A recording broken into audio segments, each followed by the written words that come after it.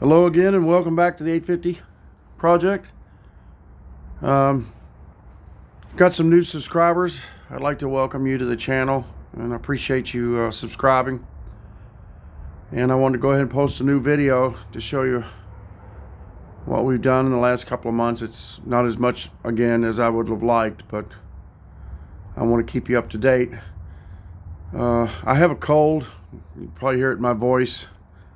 So that's what that is.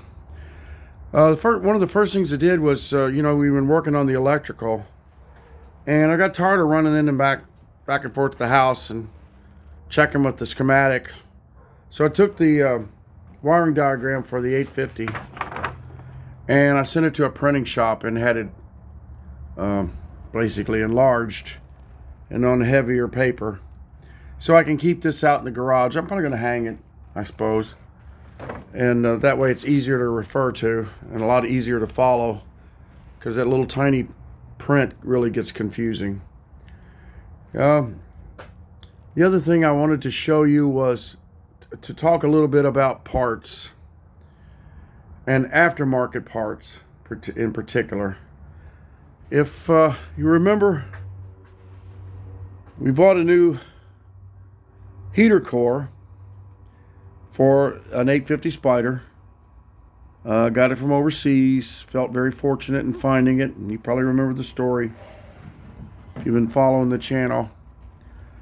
The nuts, the threads wouldn't work, so I had to break those off and drill them out, helicoil in new threads, and then put the valve on, the heater valve. So problem solved, right? Wrong. This heater core does not fit this car. I don't know if they were drunk when they wrote the ad or they were just specifically being disingenuous, but it's no way in the world. The only way that core will fit that heater box is if you modify the box. If you can see, the piping is wrong. It's way too close to the valve. Once this is installed, you wouldn't even be able to get the hose over the inlet there, and it certainly won't fit into the box. It seemed like it would fit when I first got it because I was just laying it in there. But when you go to actually install it, there's no way it would work. So that was a complete and utter waste of money. And a lot of effort too, because I had to drill it out and do all that work to it. I have no idea what that actually fits. If anybody can recognize that configuration and maybe it fits a coupe, an earlier model, Fiat, a 500 or something, I don't know. But I have no idea. So if you think you know, you can leave it in the comments. So what I did was I took the original heater core and I took it to the radiator shop and had it flushed and pressure checked. And the reason I didn't do that originally was because, if you remember, and you can see it hanging on the wall over there, the OEM radiator, I had that done, and that cost me like 60 or 80 bucks. And it came back and they said it's full of holes. And that's why I bought another one. So I just kind of assumed that the radiator leaking in the heater core is probably going to do the same thing. And that's why I went with buying this one. But it turns out that the heater core is fine. The guy told me it was really good. No problem at all. So we got that cleaned up and everything, and I went ahead and reinstalled the original heater core back into the box. And by the way, it is a 6 millimeter times 1.0 pitch nut that goes on those. I went ahead and bought a new valve for it, and I'm going to put it on. We're just going to do it right. So that's ready to go back in. And hopefully we'll get that in before long. The other thing we were working on, if you remember, was The courtesy lights, I wired those up. They go under the dash. You can see one over there hanging. And there's one over here. They're in the corners.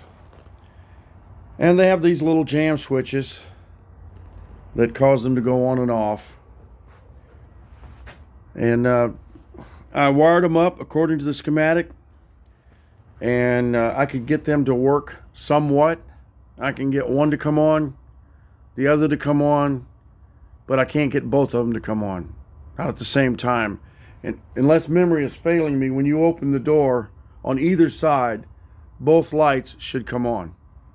But I can't seem to get it to do that. I can get one to come on, the other to come on, blah, blah. And I bought these 6-volt lantern batteries just to use as a test. I just wired them up so that they'd be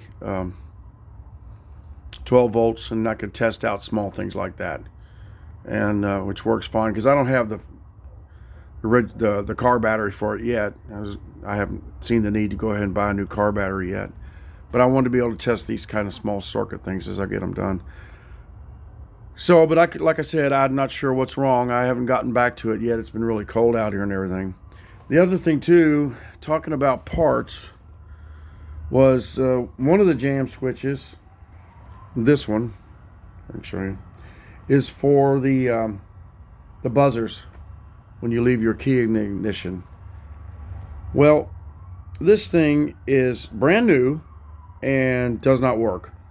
It's brand new. It's stuck. It's frozen. It doesn't go. It's supposed to, push in and out easily like that, and it doesn't budge. My son came out and was looking at it, and he even put it in the vise, and it wouldn't move, it wouldn't budge. So I've got to buy another one for that, and which kind of stinks because I'm going to have to wait until I need something else, because they'll charge me. The part itself is only what, $7 or $8 or something, but they'll charge me $12 for shipping the thing. So I'm just going to wait till I've got other stuff that I need before, and I'll put it in there with that. So that's kind of where we are right now. Now the other issue, and I'm going to ask for help on this, is before I can put the heater box in, I'd like to get as much of this run through the tunnel that will come out, behind it, so I'm not having to, work like that. And one of the issues I'm having, a big one, if I can get in here and show you, is the speedometer cable. And as we've talked about before, I lost all my pictures, so I can't figure out exactly how that ran through this floor tunnel here, where it exited and what it attached to. I mean, obviously the cable goes to the back of the speedometer, but if you can see right there next to the battery wire, there it is. It's just kind of laying there right now. But there's like a hanger on it with a Phillips head screwdriver. I don't know where that attaches, and I really want to get that, in there right before I put the heater box in place and get that attached. When it comes to the heater box too, you might notice there's like 4 hanging studs. You can see one there, and I did not cover those like I should have when I painted. I don't know how I missed that, but I did. And so they wouldn't take the nut, so I had to clean those up, run a dye down them, and now so that they'll take a nut. Kind of a small thing, but these things will bite you, boys. No getting around it. It's all in the details. Another thing we did was I had to go back and remake all of my upholstery panels here in the back with this press board.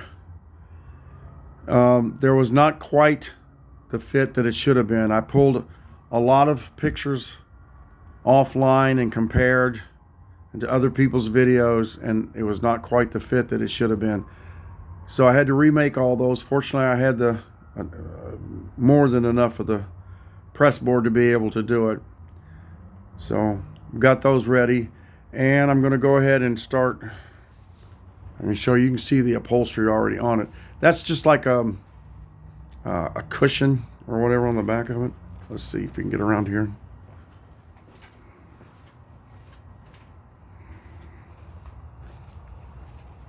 Yeah.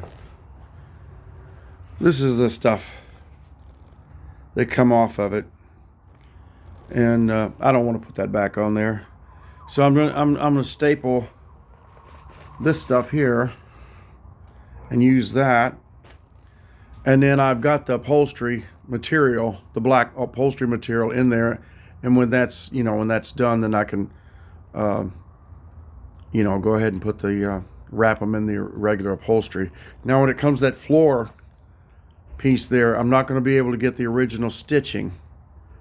Anybody that owns one of these knows what I'm talking about. There's stitching that runs across and gives it a kind of a distinct pattern.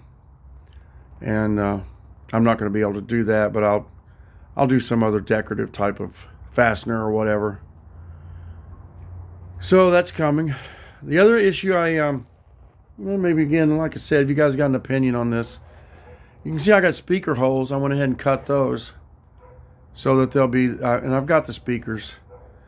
But I'm thinking that this press board is probably not going to take a lot of sound and without vibrating, and that there's going to be need to be some sort of support behind there, some sort of brace for those speakers to attach to. Otherwise, I'm liable to get a lot of racket, And so if you got any ideas on that or thoughts on that, you're more than welcome. Let me have it, But anyway, what really is kind of holding me up right now is that speedometer cable. And like I said, I wish I had pictures, but some of this stuff when it comes to the manual is kind of useless. Been able to identify a lot of things, and as far as like putting,